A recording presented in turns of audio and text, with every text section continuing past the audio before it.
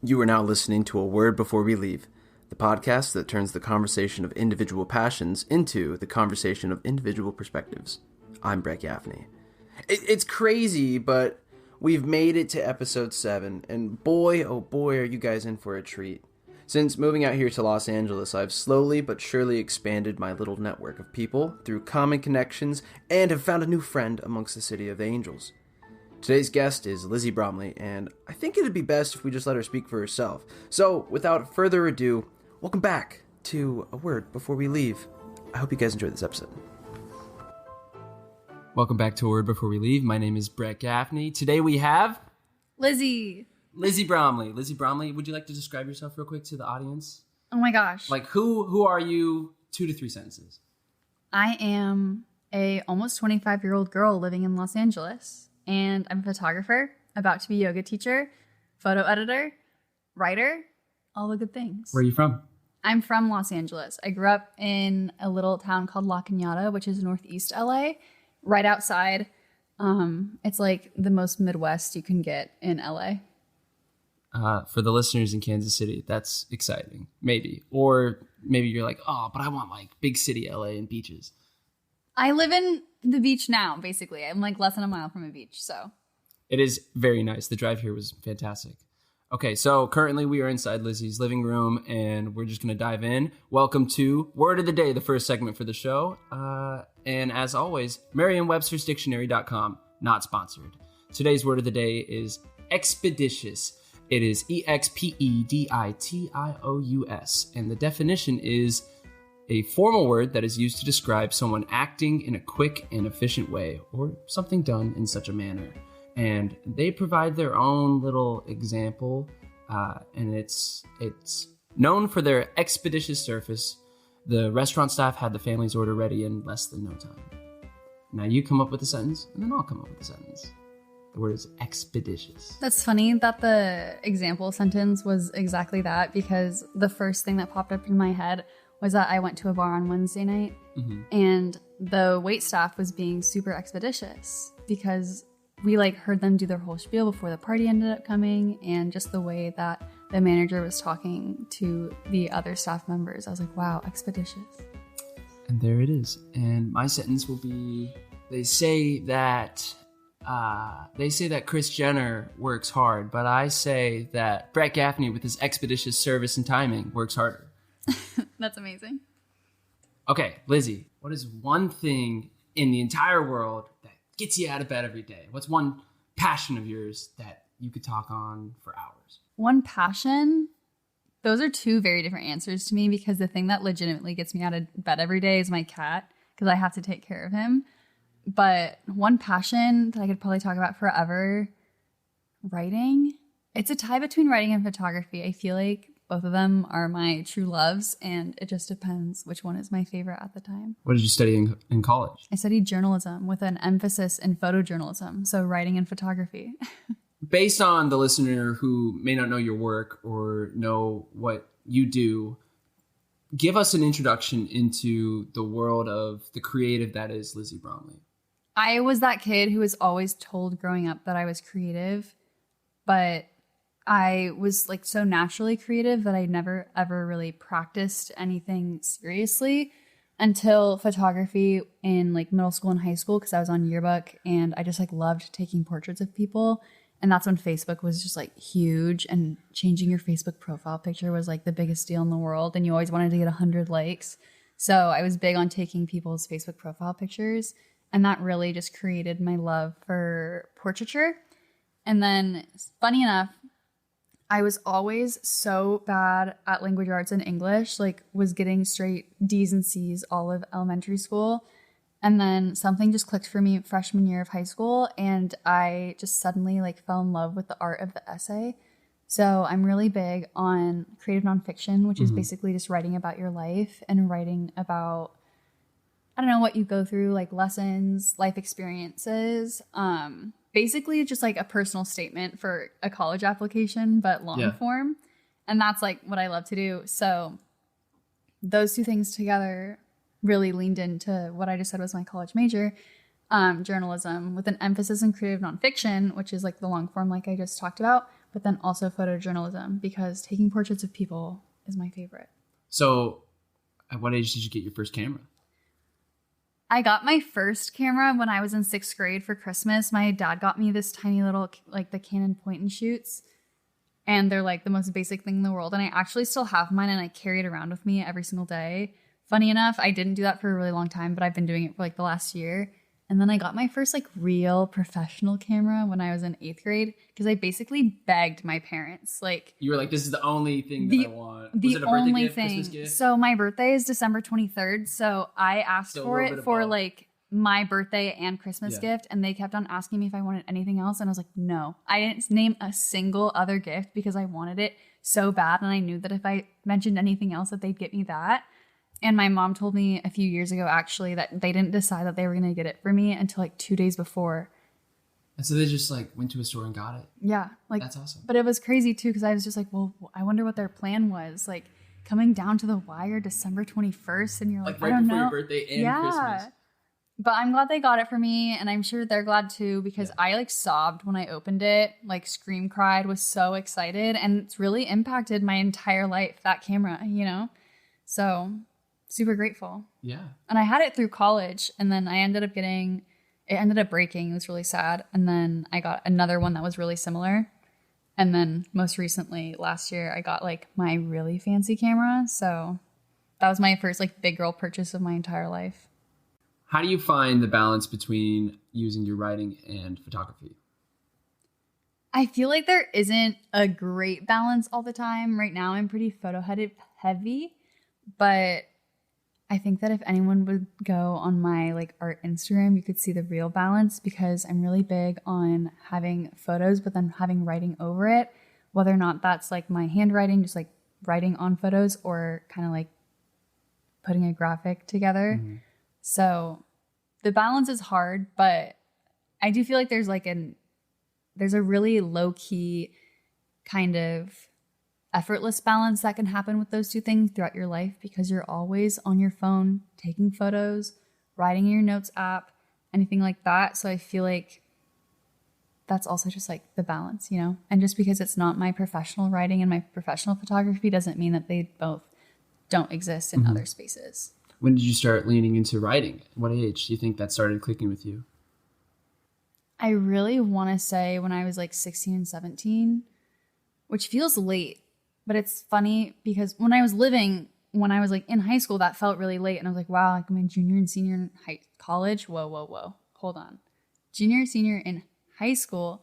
And at that point, that's the oldest you've ever been. So you're like, oh my gosh, like I've lived so much life and I haven't. The world is really small. Yeah. When you're in high school. Like, oh, it's really big, but it's also like your world is that high school. So small. You can't like imagine what's beyond that. Yeah. I've been talking about that concept a lot recently. It's just so interesting because when I was 17, I was like, wow, I'm 17. That's so old. And now that I'm almost 25, I'm like, no, I was literally a child. And finding out that I really liked to write when I was 17 is like, it feels really young, you know? So I would really say that doing college applications and writing all those personal statements is really what sparked the love of it. And then my freshman year of college at LMU, my first class of my freshman year was this class called Writing in the World Around Us. And it was all about reading essays and writing essays. And I loved You ate it up. That class. Yeah. Like favorite class ever. Maybe my favorite class that I took all of college. Like it was just the most amazing class ever. So good. So much good reading, so much good writing, so many good friends in that class. Great stuff. Okay, so you went to Loyola Marymount University here in Los Angeles. What made you have the decision to stay in California for college? So kind of like what we were talking about, when I was in high school, my world felt really small. And even though that I grew up in a Los Angeles suburb, I never really felt like I lived in Los Angeles because my family never really like went outside of our comfort zone, if that makes sense. Like I never went to Venice Beach until I was in college. Like there were so many random things that feel so central to LA that I literally never did. I don't even really remember ever like looking at the Hollywood sign and appreciating it until I was 16 and had my driver's license and I could just drive there myself. So staying in Southern California was kind of like the most obvious thing for me that felt really seamless. I only applied to 7 schools, and I think only one of them was out of state and one of them was in Northern California. But I was pretty positive I wanted to stay in LA. And then I was kind of choosing between Pepperdine, Chapman, and LMU. Mm-hmm. But when I got into LMU, I had that special feeling, and I like looked at my little brother and I was like, I think I just got into the school that I'm going to go to. And that feeling just never went away. And it was honestly, going to LMU was probably one of the best decisions of my entire life. I loved it there, made so many amazing friends, like really discovered myself, became the version of myself that I always wanted to be, So love that place. Do you have any favorite memories? Literally so many. Well, when I look at you, Brett, all I think about is Emily. So I'm like... So for future reference, our common connection is my lovely friend I've known for years, Emily Shikai. And she's somebody you guys are going to know more about in future episodes because she's going to be the next guest. But for now, we're talking about Lizzie. Lizzie, favorite college memory? So many. Wow. Recently, I've been thinking a lot about this club that I started my junior year, because when I tell you that starting a club on campus and getting people to buy into it was so hard, it was literally so hard. But let me paint this picture for you. I'm a junior. It's like 3 days before my junior year is starting. I'm hanging out at Club Fest. And my friend Griffin, who's kind of one of my newer friends, and we're standing together. And then this other guy, John, is standing with us. And John's kind of like the cool kid at LMU. Like all the girls are obsessed with him. And John says to Griffin, like, I heard that you want to bring a club onto campus. Like, I really want to be involved in it. And Griffin completely curves John, looks at me and says, Lizzie, I'm starting this club on campus and I really want you to be a part of it. And that moment was one of the best moments of my entire life. I was like, wow, I'm the one who's really desired in this situation. So I immediately agreed, not knowing at all what this club is. But basically, we brought this charity club to LMU. It's called Dance Marathon. A lot of other colleges have it. I know what Dance Marathon is. Yeah, We had it at Nebraska. Did you have it? I did it sometimes. It was like kind of like pushed on us in my fraternity. Yeah. They're like, you have to do this. And we're like, okay. Do you know what the charity was? It was children's hospitals. Okay. Yeah. So similar to art, I think most of the dance marathons like nationally are for pediatric anything. Mm-hmm. The charity that we were working with was the Be Positive Foundation, sure, which is pediatric cancer. Mm-hmm. And the Be Positive Foundation basically like will give money to families that have children battling cancer. And it's this really beautiful thing. And they do literally so much good work. But basically, we were trying to plant a dance marathon at LMU. And you guys didn't have one prior. We didn't have one prior. Because that's a big club. Yeah. And it was really hard to kind of like go. It was like me and my team of like 5 other people going to every single chapter, talking about this club, trying to get people signed up. And it was, y'all, all I can say about that, it was so hard. There were so many long nights, so much anxiety because we weren't raising any money for like months and months. But then the world just like aligned perfectly. God did his thing. And we ended up raising like $44,000 our first year. Dang. And we raised like all of that in like 4 weeks, like the 4 weeks leading up to the event, which was so crazy to experience. And then luckily my senior year, which I was a senior in college, 2019 to 2020, we ended up having our dance marathon the weekend before shutdown happened for COVID.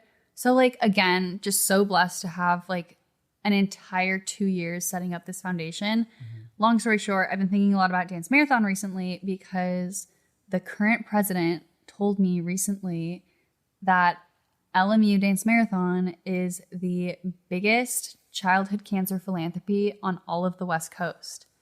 So it's crazy that I had like... That gave me goosebumps just now. I like literally started crying when he told me that because I had like the smallest little like...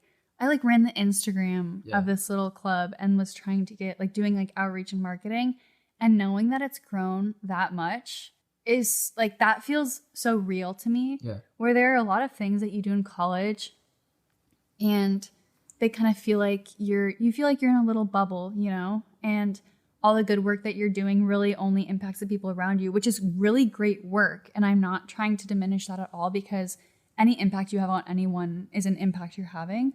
But it just feels so much bigger to know that there are people who I don't know who are benefiting from this, and that people are so into this cause that it continues every single year. And it's not something that just fell off when we graduated, you know?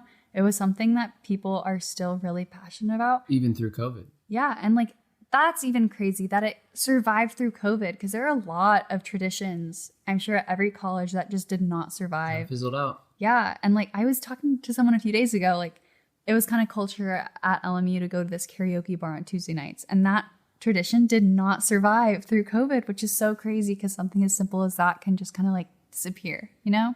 But I'm really proud of Dance Marathon, and all those memories have really been on my mind recently. Are you ready for the next segment? Yes, I'm ready. Okay, welcome back everybody to Wordplay. So this is a classic game. This is like the game of a word before we leave. This is something that every single time I don't do it, I get someone that's DMing me on Instagram or like texting me and being like, episode was good, needs more wordplay. And I'm like, you know what? I'm just going to keep doing it. So the point of the game is we're both going to say a word at the same time, and then we're going to try to work our way down to the exact same word. We can't say anything in the room, can't say anything we just talked about, and the goal is to not like repeat any words. So think of a random word in your head. I'll give you a second, and I'm going to think of a random word, and then I'm going to count down, and then we're going to just try to see how long it goes. This could be 5 minutes, it could be 10 minutes, it could be 30 seconds. My 4th episode, me and my guest got it twice in a row. Really? After 2 guesses. Yeah. It was like boom, boom, and then boom, boom. And then I was like, that was quick, but okay. But then I've had other episodes that took a little bit. Okay. So we just gotta get on the same page. Cool. Okay. I gotta think of a word. I got one. Okay. 3, 2, 1. Carrots. Bongo and Carrots. I got a word. I do not have a word. You just gotta get on the same page. Okay. I got one. 3, 2, 1. Drumstick. Produce and drumstick. Okay. 3, 2, 1. Chicken. Turkey. Oh.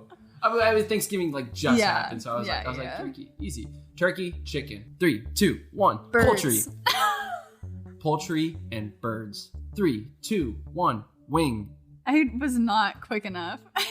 Okay, so we're gonna rewind. Don't say wing. We're back on poultry and birds. Yeah. Okay.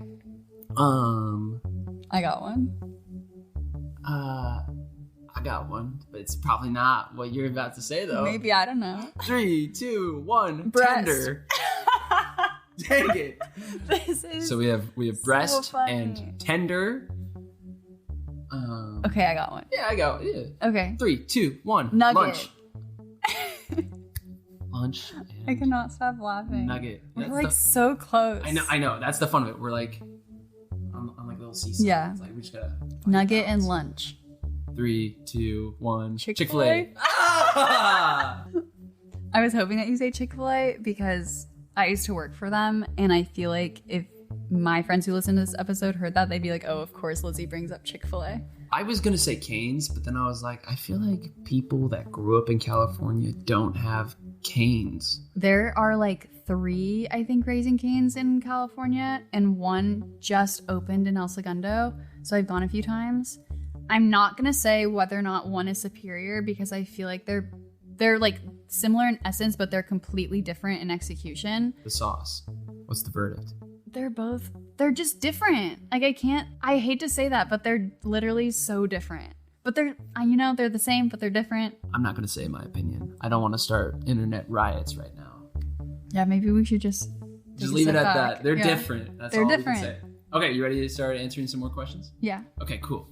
So you talked a little bit about your photography and writing and doing Dance Marathon in college. Being a creative, being an artist, being someone that expresses themselves and then just kind of puts it out there and sees what the response is.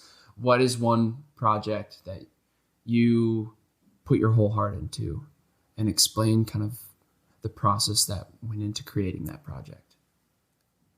Something immediately came to mind, and this actually might be the thing that I could talk about forever.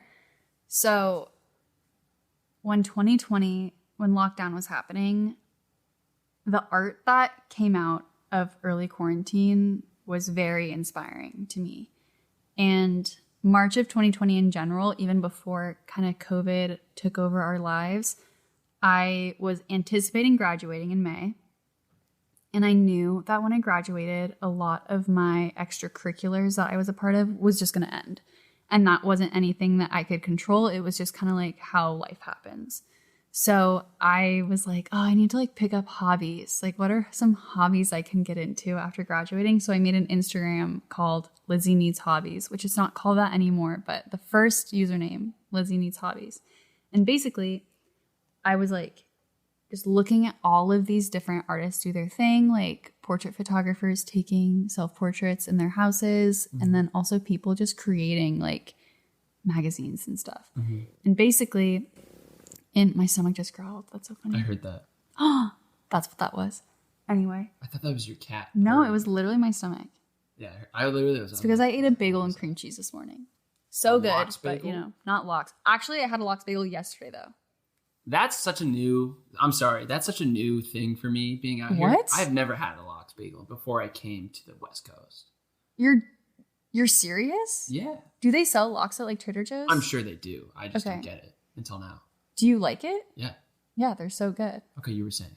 Okay. So basically like a ton of people were creating these things called zines, like quarantine zines. And my mom called me in like May of 2020 and was like, why haven't you done this yet? And I was like, okay, bet. And I had been writing. I had very recently got into writing about my love life, which I never really did in college. Like a lot of the things that I was writing was about like faith and going to the grocery store and tattoo artists and things like that. But I wasn't ever really like writing about my heart and stuff, which funny enough, my Snapchat memory from 3 years ago today is like the first essay that I ever wrote using someone's name, like describing like how I loved them and like how it affected me.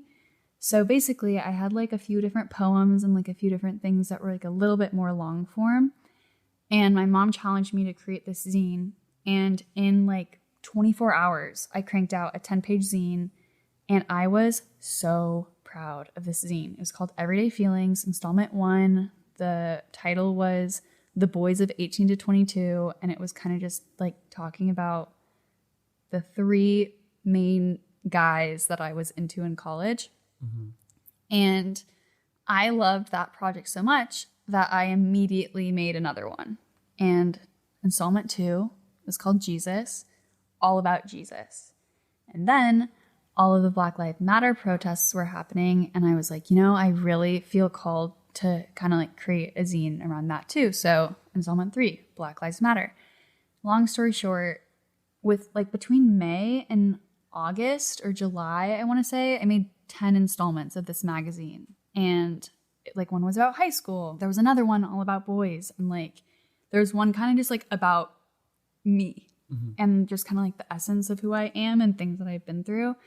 And Everyday Feelings just was my entire heart and soul because it was like graphic design, writing, photography, so much into one. And I could kind of make it digestible on Instagram where it was literally like sized to be 8:10, which is like the Instagram ratio. And I have a website and I put everything on there. I just loved this project. And people were always asking me if I was going to print it. And I just said no. I had never printed anything in my life before. So I was like, I have no idea what I'm going to do. Blah, blah, blah. This year in March, I had made 2 more installments since then, which is kind of sad that I had made 10 in a few months and I made 2 in basically 2 years. But I got my magazine printed and I have like a physical representation of hours and hours and hours that I poured into a project and like so much life in a project. Yeah. So many memories, so many photos. It truly does represent me as a creative, this like magazine. I have a stack literally right there, the green magazines. I want one. I'll give you one. But yeah, it's like, it's everything. And people always, it's funny because you like do a project, like someone films a movie and they're like, what's next? Yeah. And people I'm sure that seriously, people, I think this is, sorry, I don't mean to interrupt. You're not interrupting. I always like have like 2 cents. Someone will say something and it resonates with me. People expect to just, you make something and then you're going to make another thing and then keep churning it out. And it's there. I think there's a difference between like the content and the art. Mm-hmm. And the art takes time. The content, not so much. No shade to content creators. It's a notable profession and it's real. And I fall into that trap sometimes, but I don't feel artistically satisfied when I very much know I'm making content. So it's funny that you say that because for me, it's the exact opposite. Really? With art, I can crank out art like nobody's business. I cannot crank out content because oftentimes my content is my life. Yeah. And I have to live life in order to write about it. Yeah. I can't just live a life that I want to be written about. I have to like live my life just as anyone would. And then the writing comes organically. Yeah. But the content is the writing. I guess what's your definition of content? Because that might be where we see differently. Because I see content as like something algorithmically designed to engage with social media. That's how I see content. Okay. If you view content like that, which I think is very like, I think that is like the social media way of viewing content. I don't create content because I don't do anything for the algorithm, if I'm going to be honest. Yeah. And I think that people who do stuff for the algorithm are incredibly smart, but that's not my prerogative. And it's not where I'm at right now. That's not really the thing that I really, really care about. Brett is trying to call my kitten and he is just swerving him. He hates me. But I think for me, content when it comes to the stuff that I create is like the bulk of what it is and kind of like the backbone, its essence. Mm-hmm. So if I'm creating, if there's like a graphic that has writing over it, the writing is the content. The art, like the photo isn't, because the photo kind of can be on its own, whatever. Like I could take a photo, anyone can take a photo and edit it, you know? But the writing, like when you look at a book, a picture book, like a kid's book, what is the content? That's actually harder because there are so many books that are like actually illustrated so beautifully. Mm-hmm. But like the story is the writing. Yeah. So that's how I'm thinking about content right now when it pertains to me. You're like blowing my mind right now. Like you're making me feel like more of an artist from creating things that I can do fast. Yeah, definitely. I don't think that, I'm going to be completely honest. I don't think that good art has to take a long time. Because this is something that I've thought a lot about too, because I'm a freelancer, right? And it's kind of the thing where it's like, well, are you charging project based? Or are you charging for your time? And which one is more important to you? But I always go back to this one example that was brought up to me at some point where whoever created the Nike logo, creating a swoop can happen in like 30 seconds, you know? That's not like necessarily like a quote unquote hard concept to come up with. So for something like that, are you charging based on your time? Are you charging like per project, you know? Yeah. So basically, I guess what I'm trying to say is something can be My cat is trying to get into the closet. If anyone heard what he was doing. We can hear it, but we like it. We include those sounds. Yeah. That's a part of your space. Is my entire heart and soul, so. You want to talk about him at all? I'm sure I'll end up talking about him. He's just so freaking cute. I love his little face. He's very curious about me right now. Yeah, he is always a little bit shy at first, but then he realizes that people are like normal. And if I'm talking to them, he'll typically warm up a little bit quicker. I don't think art is inherently more valuable because it takes a long time to create. I think that art stands and speaks for itself a lot of the time. Yeah. And it doesn't always matter how much work is put into it. It's kind of just like also what is in front of you. So releasing the magazine, printing it out, what did it feel like? What did the day after you release it look like? It's kind of a funny story because I got it printed in March and then I ended up quitting my job, my like formal 9 to 5 in April. And then I was so engulfed in grad photos because that's kind of like the bulk of where I get my income from. I'll like literally make like half my salary in those like 2 months. Yeah. So I got them all printed. I had this whole like emotional few days of, wow, this is in front of me and I can flip through it and it's beautiful. And I love holding this physical representation of my quarantine basically. But then DJ, he wants to get into my roommate's room really bad, but oh my gosh. DJ. So I have all these emotions surrounding it, but then a lot of those emotions wore off because I was working so intensely for so many weeks. And then I just announced it. Mm-hmm. And at that point, everyone else was excited and people kept on asking me how excited I was. And I was like, well, I'm really excited to share it with you. But I've already had like the personal gratification. I've already made it, you know? Yeah, like I had made it. I had it. I was like staring at it. You had like a physical copy in your hands. Yeah, and I had like read through the whole thing. I'm going to be completely honest. When I created it, I like made the whole magazine. And Emily Shakai, shout out to her, is my editor. So she like basically has read everything that I've ever written before anything's happened to it.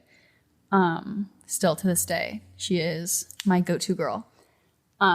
But it was funny because I basically like sent this printmaking company my pages and then they sent me back a proof and I immediately was like, yeah, it looks great. And they were like, you don't want to like look through it? And I was like, no, I just want it to be done. Like I had made this so many months ago. I don't want to like perfect it just to perfect it. I want it to be exactly what it is. So I say that I've read the whole thing, but I'm also like, but if there's a spelling error, do not come at me because I definitely have not noticed anything. But there absolutely could be something completely wrong with it. But that's a part of it. Yeah, but that's a part of it. And like, honestly, spelling errors represents me very well. So it's like a cat scratching at a door. Yeah, exactly. It's a part of it. It's a part of it. Okay, so now we're going to go into the third and final segment before we kind of work our way to the final questions. Perfect.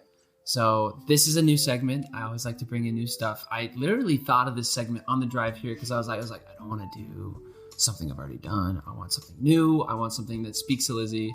And I feel like with the holiday seasons coming up and people going to family and seeing friends and people asking you, the listener, questions, whether you're driving right now listening to this or you're sitting outside or inside or sipping hot chocolate, it doesn't matter. I want to compliment you guys. I want us to do a new segment called Words of Affirmation. So Lizzie's going to compliment you 3 times. And I'm going to compliment you 3 times. I think we're just going to do like, she'll do one, I'll do one. And then we'll let you think on that. And these are words that you can say to yourself too. These are things that remind you of your worth and of your perspective and of your value. And that is valuable in itself. You being you. So Lizzie, would you like to compliment the listener? I want to compliment them. This is kind of comes from a guided meditation, but it was really impactful for me. So I'm going to kind of just almost lead everyone listening through a guided meditation, just really, really quick. But basically, close your eyes and imagine someone that you really love. And it could be anyone, like an artist, your parents, a friend, anyone. And in your head, say to that person, you are kind, you deserve to be safe, and I love you. And then picture yourself now. Picture someone who loves you, and imagine them saying those things to you.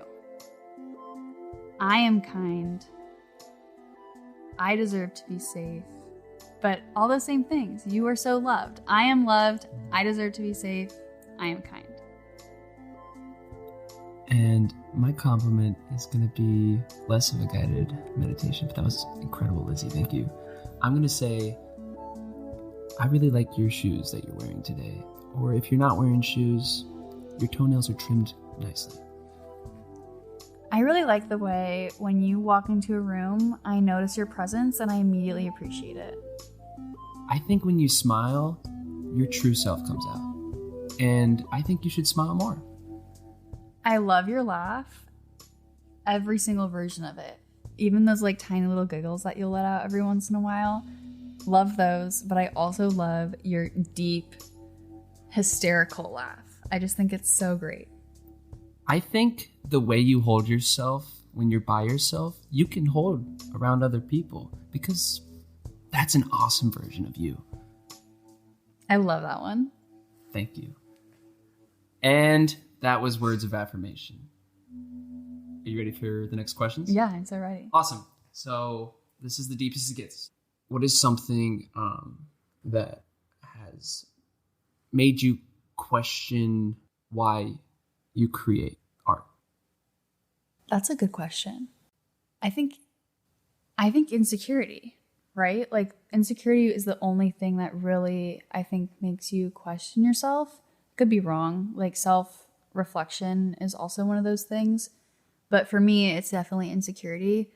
I'm surrounded by so many amazing artists all of the time. All of my closest friends are incredible artists. Brett is an incredible artist. Like there's so much talent around me all the time. And it's funny because even a lot of my friends like studied art formally, you know, like we're film and television majors in college, we're art majors, whatever. And I wasn't. Like why I create, but also like, am I worthy of creating is just that insecurity where I'm like comparing my life experiences to other people and like questioning how naturally art comes to them. And like, I can't name like 50 photographers off the top of my head. So like, am I a real photographer? Yes, I am. I just can't do those little things. I think it's really easy to compare yourself to other people and kind of like minimize your experience and your artistic ability and your artistic inclination just based on how you perceive other people. But I'm constantly just reminding myself that there are a lot of people who appreciate you without you even knowing. And it's worth creating art, even if you're not like 100% proud of it, just because you're adding something to the world and someone's going to resonate with it. Like I post these dumb things. I call them table thoughts. But I'll post these dumb things on Instagram that are just like, it's like an image and then it'll be a ton of different like one-liners basically and just like random passing thoughts that I'll have in my head. And to me, these lines are just passing thoughts that go through my head. But the amount of messages that I've gotten from random people just being like... I messaged on one. I remember that. It was the McDonald's drive-thru. Some things can't get solved in a McDonald's drive-thru. It was like you're like sitting in a drive-thru with a guy. Yeah. And like literally you didn't want to be there, but then like you sorted out the problem in the drive-thru and you like made this little vignette. Yeah. And I like saw that. I was like, whoa. Yeah, it was literally a photo of someone in a McDonald's drive-thru, and I think it says, I was so ready to just like let this person leave my life and just to kind of give up, but there are not many things that a McDonald's drive-thru can't solve. Yeah. And just like a little tiny experience is like so simple. But it resonated with me. But it resonates with people, you know? And like, I don't know, there's like, I could name like so many random lines of random things. I just think that people are so much more powerful and so much more meaningful than they think, you know? Because sometimes I used to be a barista. Sometimes I think about the random people who would be in my barista line who would have like a huge impact on me. And fun story, actually, one time there was a guy, took his order, and I was pretty sure I knew who he was. And I was like, what's your name? And he said Mike. And I was like, cool. And I like wrote on his cup, and then I like put his cup in the line. And then I said, I'm so sorry, but are you Mike? Insert his last name. And he gives me a really weird look. And he's like, yeah. And I was like, okay, I know that you don't remember me, but I was best friends with your stepsister as a child. And your wife used to work for the Gibson Amphitheater, which was an amphitheater that was torn down to create Harry Potter World in Universal Studios. And he took me to my first ever Jonas Brothers concert. And y'all, when I tell you that I sobbed that entire concert because it meant so much to me. And then we went to a second concert like 2 years later. Same guy, Mike, still took me. Blah, blah, blah. Fast forward to my senior year of college, I go to a Jonas Brothers concert with our sweet Emily Shakai. I'm sobbing the entire time again. This man, without him knowing, has had the biggest impact on my life. Because he took you to a concert. Because he took me to a concert. And then he was just in line to get coffee. And then he was just in line to get coffee. And I could literally look at him in the eyes and be like, I think about you. and you don't know who I am. And like, there's no way that he just remembers like his little sister. I think they're like honestly like 18 years apart. No, even maybe like a bigger age gap than that. I don't know. But it's just so crazy to think that like he doesn't think about me. He probably doesn't think about those concerts. Like I'm sure that he has taken like his sister to like a bunch of concerts, not like a bunch of little kids to a bunch of concerts. That'd be insane. But like he's probably been to a ton of concerts, went to the Gibson Amphitheater 100 times because his wife worked there. But it's so impactful to me. So basically what I'm trying to say is like, you really don't know the impact that you're making on other people. You don't know how often they think about you. Don't assume that they don't. You don't have to think like, oh yeah, everyone's thinking about me all the time. But like, there's definitely someone out there who you don't think of that often who just like probably absolutely adores you.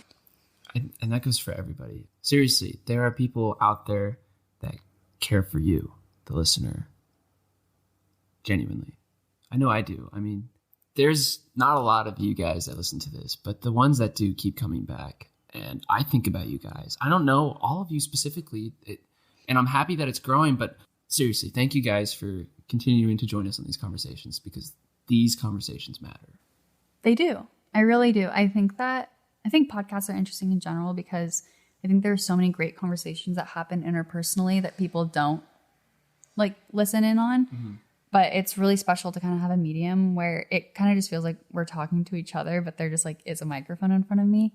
But stuff like this is special, you know, like having meaningful conversations and like letting people listen in and kind of like let them in on your life. Yeah. I think it's special and good. Are you ready for the final question? Yeah.